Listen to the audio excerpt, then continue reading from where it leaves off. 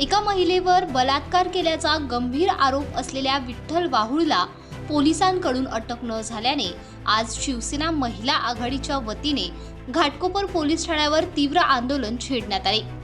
संतापलेल्या महिला शिवसैनिकांनी आरोपीच्या विरोधात घोषणाबाजी करत जोडे मारो आंदोलनाने पोलीस प्रशासनाचे लक्ष वेधले। कर्ज देण्याच्या बहाण्याने महिलेचा विश्वास जिंकून तिला घाटकोपरमधील एका हॉटेलमध्ये बोलावून अत्याचार केल्याचा गुन्हा आरोपीवर नोंद आहे, परंतु राजकीय दबावामुळे त्याला अटक टाळली जात असल्याचा आरोप महिलांनी केला आहे। पोलिसांनी तात्काळ कारवाई केली नाही तर शिवसेना स्टाईलने आरोपीला धडा शिकवू असा इशारा शिवसेना महिला आघाडीने दिला आहे।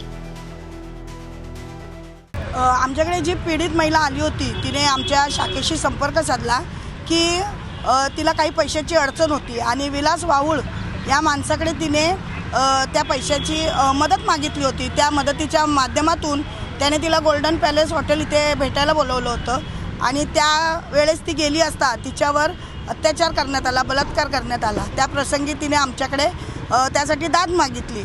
आज जवळजवळ मला वाटतं त्या गोष्टीला 1-1.25 महिना उलटला तरीही आरोपीला अजून कारवाई करण्यात आली नाही की अटक करण्यात आलेली नाही आहे। त्यासाठीच हे निवेदन देण्यासाठी आम्ही घाटकोपर पोलीस स्टेशन इथे आलो होतो। अटक न होण्यामागचं कारण म्हणजे आम्ही ते आता सिनियर साहेबांना पण विचारलं की कुठला राजकीय वरदहस्त आहे का, कुठला राजकीय दबावापोटी तुम्ही हे जर करत असाल तर मला वाटतं अशा लिंगपश्चात नराधमाला साहेबांना सांगण्यात आलं आहे की जर तुमच्याच्यान कारवाई होत नसेल तर तुम्ही आमच्या महिला आघाडीच्या हातामध्ये त्याला द्यावं।